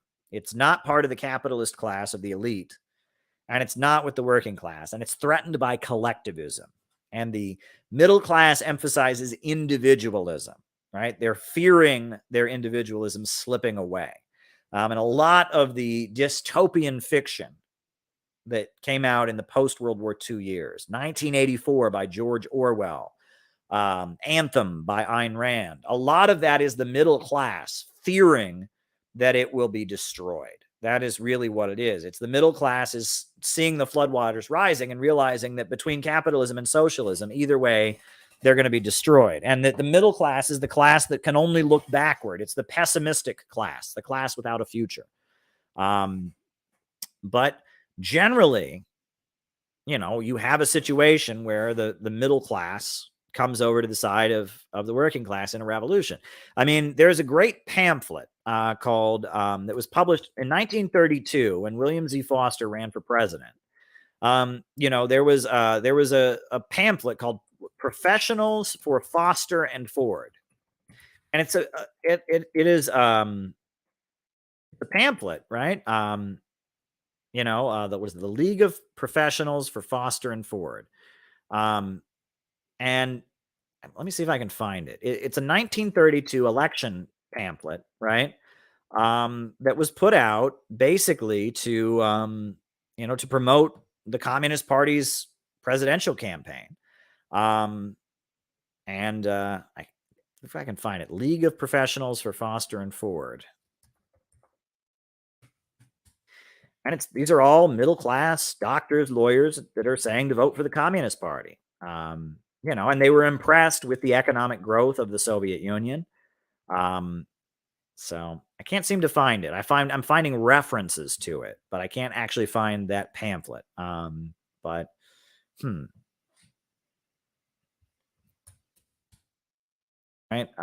Can't seem to find it. Culture in the Crisis. Is this it?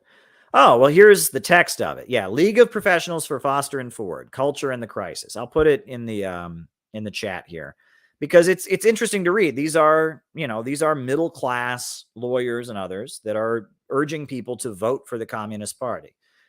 We of this generation stand midway between two eras. We look backward. We see our American past like a great tidal wave that is receding, but that was magnificent indeed in the sweep of socially purposeless power.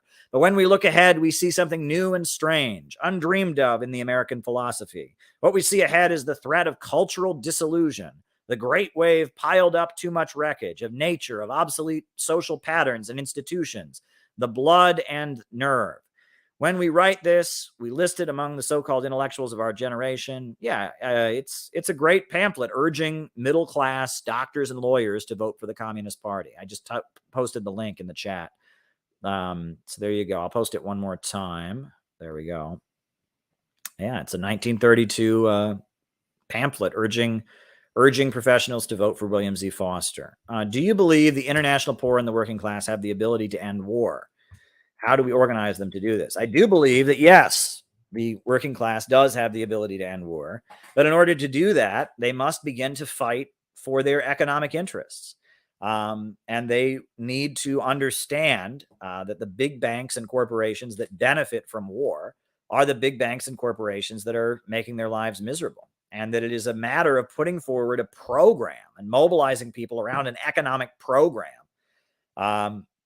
to win a better life. That is the way to mobilize them to do so. And yes, they can put an end to war, right? The working class could put an end to war, but it would have to realize that their enemy isn't Putin. Their enemy isn't in China.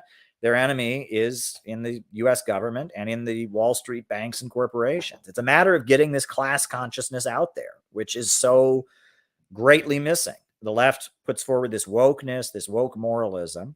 The right wing puts forward this, this libertarian worship of capitalism, anti-communism. So there we go. Was John Lennon targeted by the CIA? I'm just going to answer that now, Gala. John Lennon was, he was the lyricist for the Beatles. He was a guitar player, lyricist for the rock band, the Beatles. And he was very much becoming an anti-war leftist figure in like 1969, 1970. And he very much opposed the administration of Richard Nixon. So there's a great documentary called, it's called The USA versus John Lennon.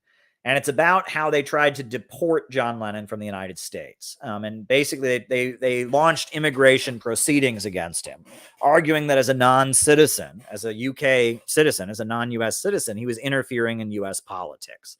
And the Nixon administration wanted to deport John Lennon. It was a court case, and eventually they reached a deal. But John Lennon was going to perform at the protests against the 1972 Republican Convention.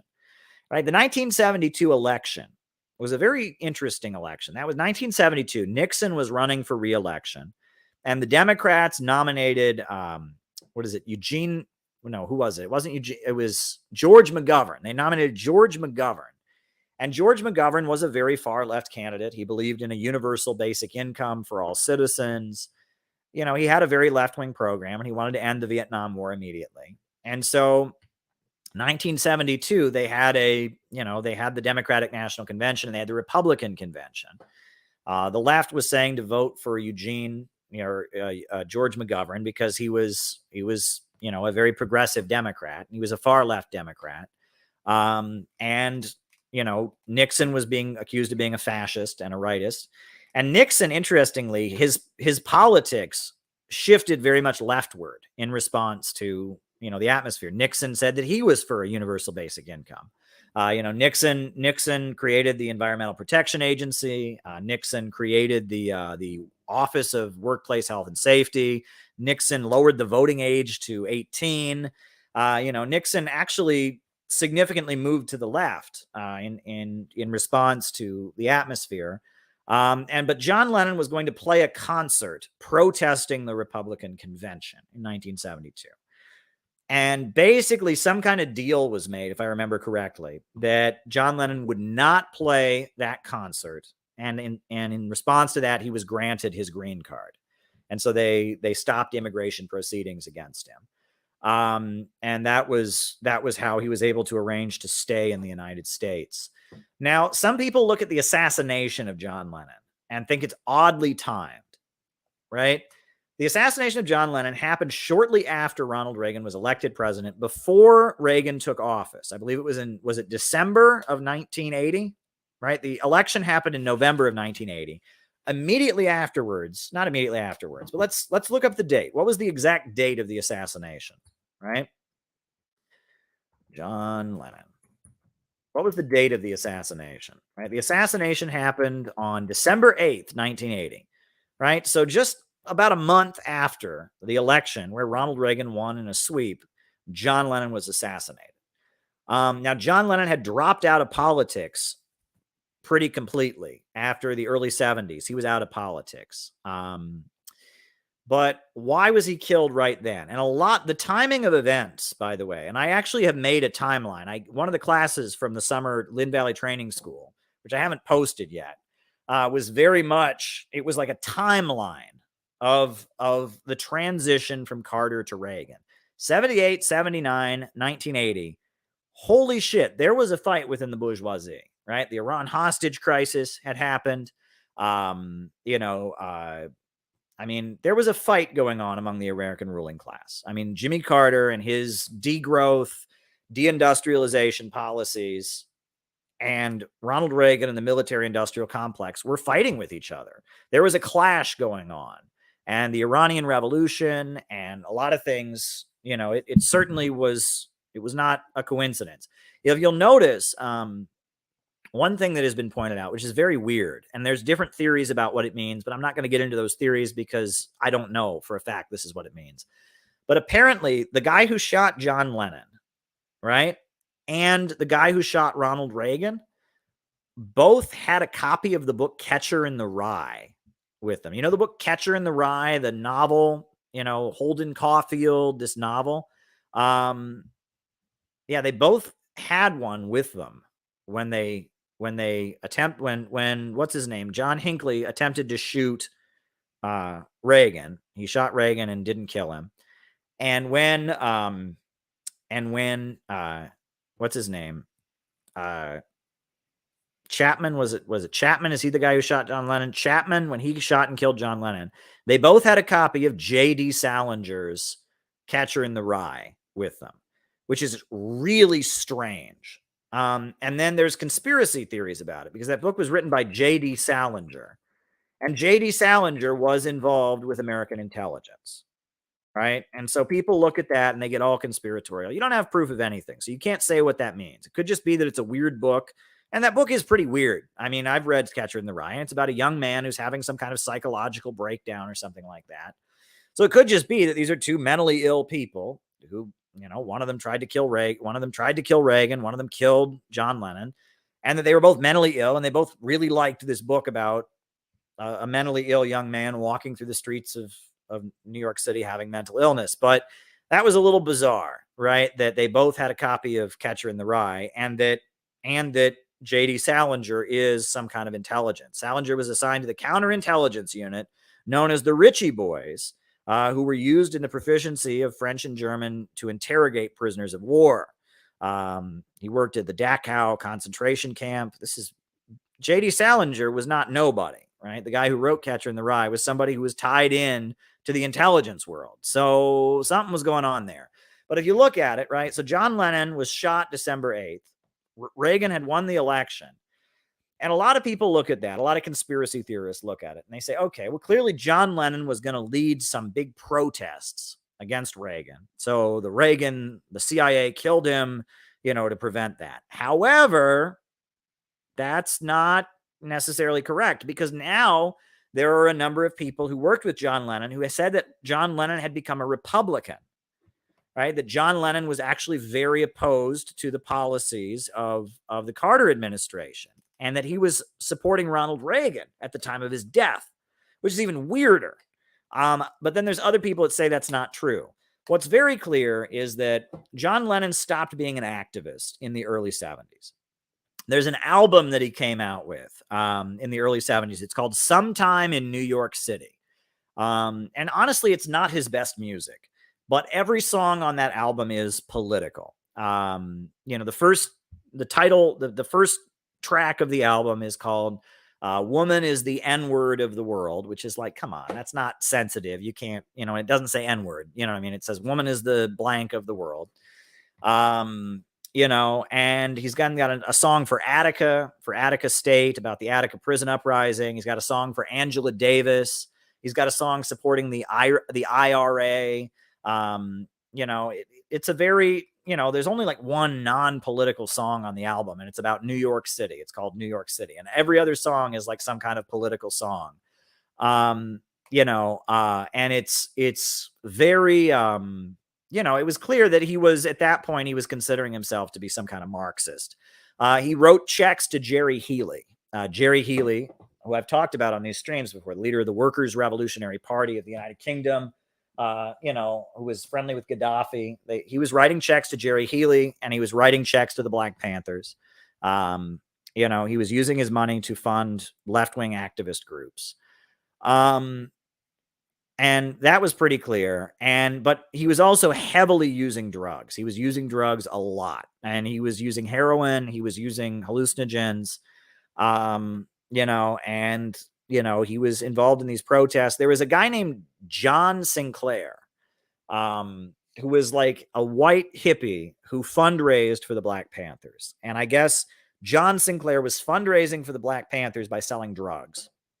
And he had his own group called the White Panther Party, which is not to be confused with the Young Patriots. The Young Patriots were like a group of young Maoist communists who aligned with the Black Panthers. But there was this other group called the White Panthers, and they were like hippies that raised money for the Black Panthers. And the leader of them was a guy named John Sinclair. And John Sinclair, he was imprisoned for having 2 joints. And so John Lennon went to, I think it was Michigan. I think it was like Detroit, Michigan, or where was John Sinclair? John Sinclair was somewhere in like the middle of America. They'd arrested John Sinclair, the leader of the White Panther Party, for selling drugs. They'd arrested him. Yeah, Flint, Michigan. And they'd arrested John Sinclair. And so they'd arrested him, and John Lennon performed a concert to support John Sinclair. And it was like a big deal, because it was like one of the Beatles is out there performing and doing a concert to support this guy who's been arrested. And so then they dropped the charges against John Sinclair. He was released. And that was a really big deal. And there was a fight in the ruling class. John Lennon was working with the section of the deep state that was against Richard Nixon, and Nixon was working against him, right? Ramsey Clark had been fired as the attorney general. J. Edgar Hoover and the FBI were taking off the gloves, and COINTELPRO was escalating. And they decided they wanted to deport John Lennon. So they started proceedings against him. But John Lennon was a millionaire. He was a very wealthy rock star. So he was able to take it to court. And apparently they offered him some kind of deal, which is stop going to protests, don't perform at the Republican convention, stop protesting stuff, and we'll stop the immigration proceedings against you. And so he won his immigration case. And then he kind of disappeared. And that's what many people noticed, is that like mid-70s, he kind of disappeared. And right before his death, he came out with an album. I believe it was his last album was called Double Fantasy, right? Double Fantasy, yeah. In October of 1980, he came out with this album called Double Fantasy. And Double Fantasy, the album, was not political, right? If you look at the songs, he's got the song for his son, Beautiful Boy, right? He's got love songs for Yoko Ono, Watching the Wheels. I mean, it's not a political album. So, people, there could be some truth in the theory that he had become a Republican. That's very possible, right? And also, he did, get clean from heroin, right? And so, often when people go through a sobriety experience, especially from that generation, it leads to them becoming right wing, though we don't know that's necessarily what happened, but who knows? I mean, he could have been a Republican, and he could have, the timing of his death is suspicious. That's all I will say about that. When I get suspicious of deaths perfectly timed, Roosevelt's death, the assassination, I mean, we don't know, right? I mean, Roosevelt supposedly died of natural causes, but he died at exactly the right moment, just as the alliance between the USA and the Soviet Union was coming to an end, just as the Cold War is beginning, as World War II is coming to an end. Roosevelt dies. Roosevelt wanted to continue the alliance with the Soviet Union, and they replaced him with Truman. Truman dropped the atomic bombs on Hiroshima and Nagasaki and started purging the Democratic Party of the Roosevelt wing and Henry Wallace and all of that. It's a little suspicious, right? Why would he die at such a time? The same can be said about, a few years back, I remember it was really weird that Jackson, Mississippi elected a communist mayor, Chokwe Lumumba, a black nationalist communist. Chokwe Lumumba was elected as the mayor of Jackson, Mississippi. That was a really big deal.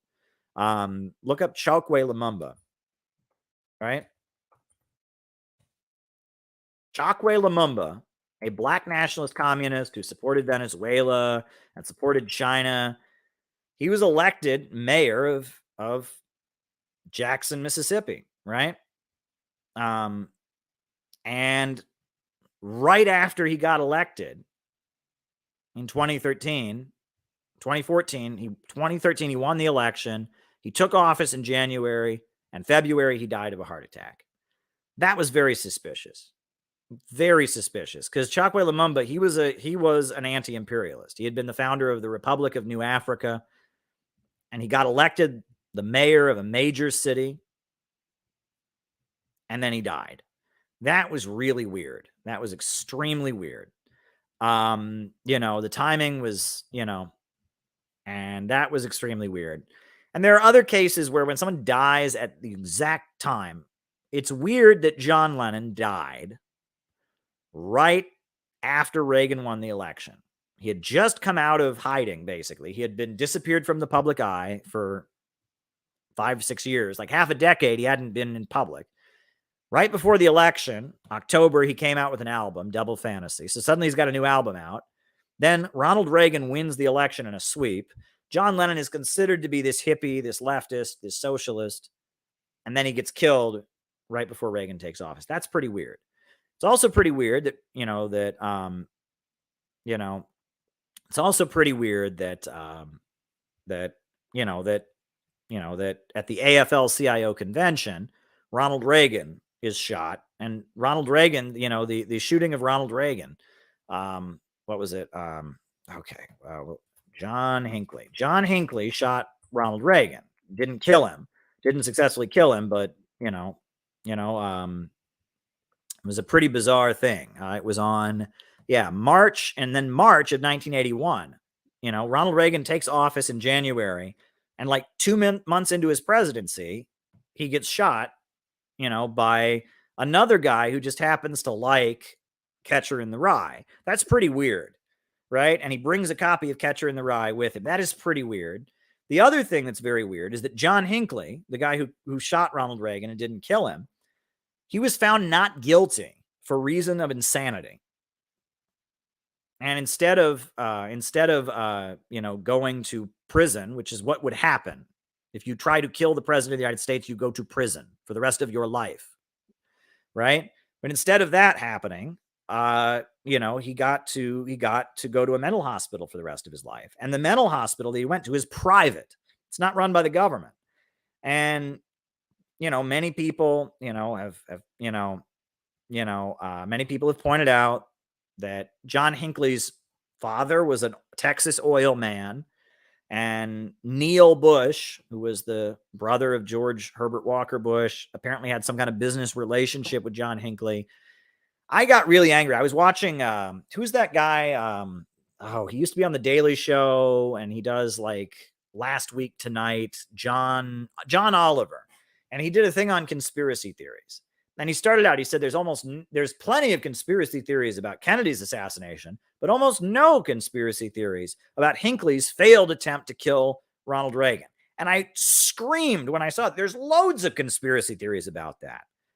I mean, it's very suspicious. Not only did John Hinckley, the guy who shot Reagan, get found not guilty and not go to a regular prison. He went to a private facility. His father was a rich oil man who had business connections with the vice president, the guy who would have become president if Reagan had died. Yeah, there's plenty of conspiracy theories. And I love how they can just say things like that, right? They can just say things like that, right? Now, we don't know. We don't know what happened, right? People say, well, Bush tried. And we don't know that. We don't know that, right? And people look at the J.D. Salinger stuff. Again, we don't know what it means. We don't know. We don't know. And so don't say you know because you don't know, right? And if you say you know, someone can then discredit you. So be careful. But something was going on. Something seems off about that. And I fit the Hinckley thing, the John Lennon, the timing of it. So there you go. I hope that answered your question, Gala. Are more countries growing pro-Russian and the rise in anti-NATO protests? Yeah, I think that there's a lot of countries that were like, okay, yeah, all right, the USA wants us to condemn Russia for the Ukraine thing. Fine, we'll go along with it. But the whole time they're kind of looking at their watch. They're like, is this over yet? All right, America, you did your thing. All right, Zelensky. Yeah, we got it. All right. Yeah. Oh, gas prices are going up again. All right. Yeah. Can we get this over with? All right. Yeah. We hate Russia. Russia bad. Russia took Donbass. Oh, yeah. So bad. All right. Can we get this going? Right. It's going to get cold pretty soon. We need some gas now. Can you keep going with it? And I think honestly that the reason Zelensky, they did that whole thing with Poland where they tried to convince the world that Russia had attacked Poland was because Zelensky realizes that support for U.S. escalation of the conflict is decreasing. It's very clear that, especially the pro-British wing of the American establishment, the oil bankers, right? The Rockefellers, the Carnegies, the DuPonts, HSBC Bank, BP, they want to keep this going as long as possible because they like the gas prices being very high. But the American economy is screaming right now, number one. Meanwhile, Europe, they're getting the natural gas and, they're getting cold in the winter. And everyone's kind of sick of this, right? Everyone's kind of sick of this. And Zelensky is, he's trying his hardest to make the case that this must continue. Because the world is sick of it. The world is sick of it. So there you go. Zelensky incriminating Iran the other day. Yeah, and that may be him appealing to neoconservatives. That may be exactly what that is, right? The neocons really hate Iran. And that could indicate that there could be disagreements because it appears that a big chunk of the Biden administration wants to reopen the Iran nuclear deal. Now, Biden hasn't done it yet because there's enough neocons from the Trump camp that he brought into the Biden administration. Anthony Blinken and others, they're not reopening the Iran nuclear deal. But it's clear that was an aspect of the Obama-Biden administration. As they got closer to Cuba and Iran while escalating with North Korea and Russia. That was what they wanted to do, right? They love to play their favorites. They love to play their favorites. Sorry, I'm having allergies. They love to play their favorites, right? So the Democrats, they like Iran and Cuba. The Republicans, they like North Korea. They like Russia, but they all hate them all anyway, right? It's just it seems like the factions of the ruling class that have a direct economic gain from going after Cuba and going after Iran, they're the ones that like Republicans. The factions in the ruling class that have a direct economic gain from going after China, right, and going after Russia, going after North Korea, they're the ones that are in with the Democrats. I don't know why. You know what I mean? I mean, I can speculate, right? Oil, Russia's an oil exporting country. It's big oil. That tends to be the CIA intelligence agency apparatus, the Rockefeller think tanks, the Council on Foreign Relations, that's big oil.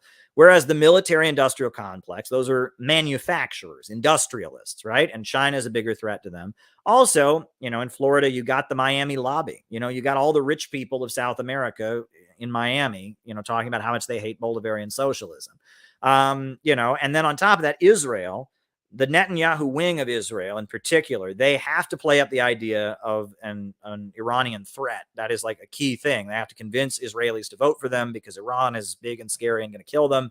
And on top of that, you have the fact that there's plenty of weapons to be sold, right? That policy that Trump had of building an Arab NATO, that meant selling huge stockpiles of weapons to all the U.S. aligned regimes in the Middle East, right? And there's a lot of money to be made playing up the idea Iran is scary, Iran is bad, So weapons manufacturers, they're in with Netanyahu, they're in with the Miami lobby.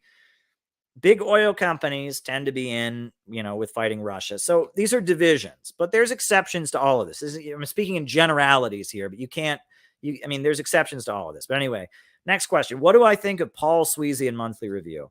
I used to read Monthly Review pretty regularly. They're really good at talking about the history of neoliberalism, but their stuff on China is very bad.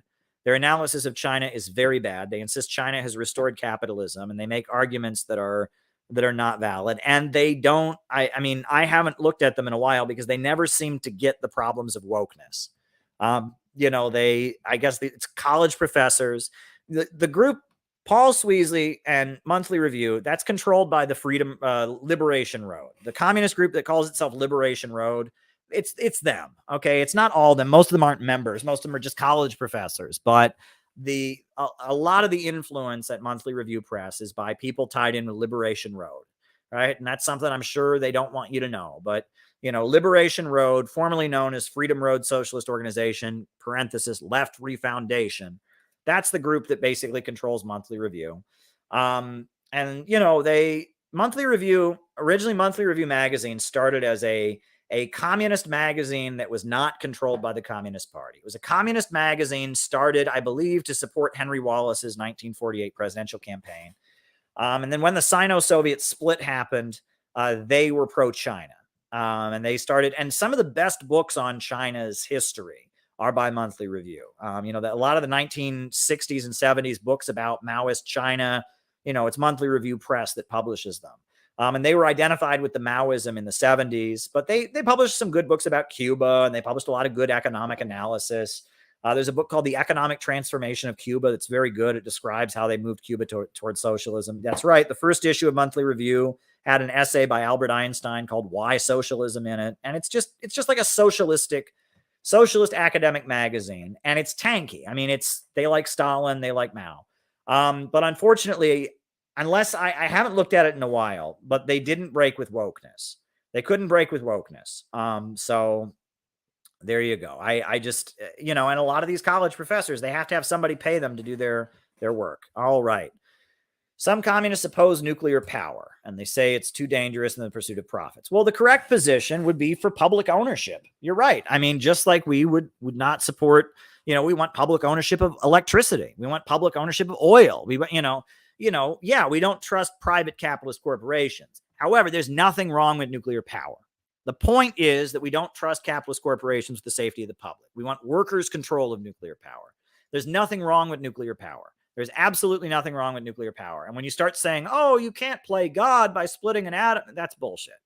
And the idea that nuclear power is going to kill us all, and that was funded by big oil. That was totally funded by big oil. That was, big oil doesn't want nuclear power because it'll put them out of business, and especially fusion. They really don't want fusion because it'll put them out of business. But yeah, advocating public ownership of it for the safety of the public. Yeah, I'm for that. Fukushima, 3 Mile Island, Chernobyl. There's an argument that could be made for the need for oversight and safety regulations. Sure. But the idea that somehow nuclear power is immoral, that is not Marxism. That's not scientific. If you start saying nuclear power is immoral, you stop being a Marxist at that point. All right. and Chevron and Venezuela. Well, as I said at the beginning of the stream, Venezuela has gotten a license, or a Chevron has been given a license by the U.S. government to do business with Venezuela. And the reason for that is that because the USA is focusing on isolating Russia, they need some Venezuelan oil. And that the Biden administration, they are following the Brzezinski playbook. They want to separate what they call satellite countries from Russia and China, from the strongholds, right? So they're getting a little bit friendlier to Venezuela. But Venezuela knows that the USA is not their friends. And we support this. Let's be very clear. We support any lifting of sanctions, any unfreezing of assets, anything to help Venezuela, we support. But Venezuela knows the USA isn't doing this because it's changing. The USA still wants to destroy socialism in Venezuela. This is just, because the Biden administration needs to get oil from somewhere, and because those gas prices are devastating Biden's poll numbers and hurting the U.S. economy, they need to get oil from somewhere, and they want to put some distance between Venezuela and Russia. So they've made this strategic move. Jimmy Carter did similar things. Jimmy Carter sent his brother, Billy Carter, to Libya to be friends with Gaddafi. Jimmy Carter also arranged for the Mariela boat lifts from Cuba, right? So there you go. What are your thoughts on Covert Action Magazine? I haven't read Covert Action Magazine. I'm just not familiar with it. I just, I know that it's a magazine that tracks CIA activities. I think there's some writers that I've read before, like it was John D. Marks what's his name? The guy who wrote Killing Hope. What is his name? I can't remember his name. There's a lot of good academic anti-imperialists who write for Covert Action, or did write for it at one point, but I can't remember. But there you go. All right, folks, I'm going to have to call it a night, but we'll be back tomorrow. A new upsurge in the struggle against U.S. imperialism is now emerging throughout the world. Ever since World War II, U.S. imperialism and its followers have been continuously launching wars of aggression.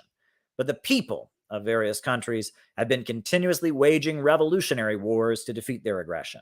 And while the danger of a new world war still exists and the people of all countries must get prepared, revolution is the main trend in the world today. And while the danger of a new world war still exists and the people of all countries must get prepared, revolution is the main trend in the world today. Good night.